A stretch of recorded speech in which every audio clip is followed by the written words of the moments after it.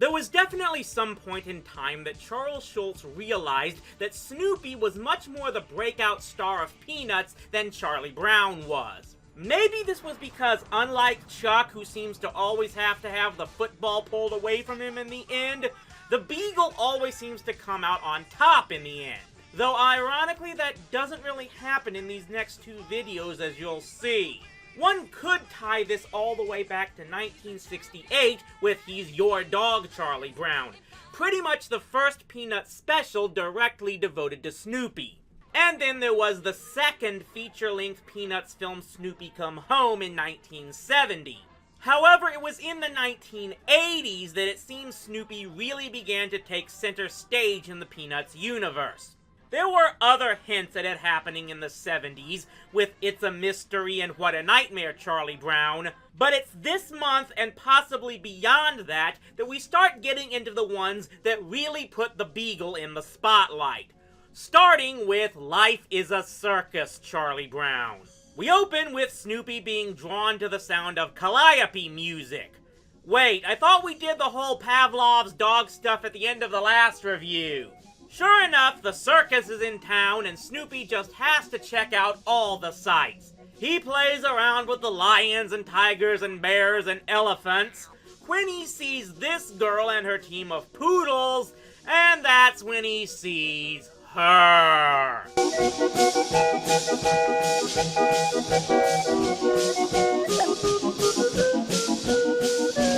Yep, she's gonna be trouble.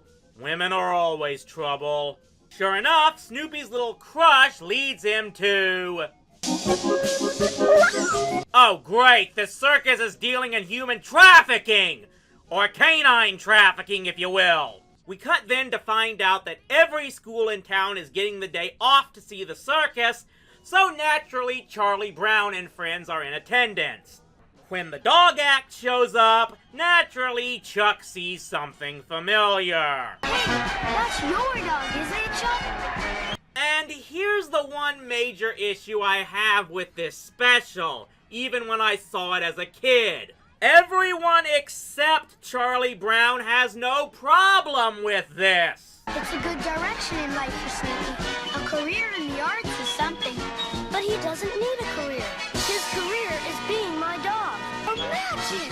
Snoopy is circus star. I think he's pretty good. At least he's in show business. Show business? He's my dog. He should be home guarding the house. In fact, the show seems to go out of its way to make Chuck look like the bad guy for wanting his dog back. Everyone chides him for not being happy that Snoopy is in show business. It's borderline the complainer is always wrong territory. It's difficult not to be attracted by romance and excitement, Charlie Brown. Snoopy's now in the glamorous world of showbiz. There's more to life than a plastic supper dish.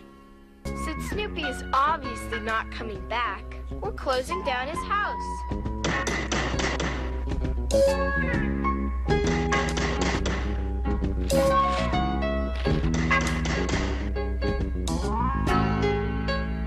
This is really glaring since we as the audience know Snoopy wasn't put into this whole circus act willingly. And especially when we see that he's clearly not happy. Particularly when director girl gives him the ridiculous stage name Hugo the Great, and we see the whole act isn't much better than a slave show. I mean, I guess Snoopy comes to like the Showtime life eventually, but even still it looks like he only grows to like it because he's still hung up on Fifi here. Of course, this doesn't last forever, as eventually director girl says both Snoopy and Fifi are to be dyed pink for the sake of the show. And when she goes after Fifi, that's when those Call of the Wild urges in Snoopy finally kick in.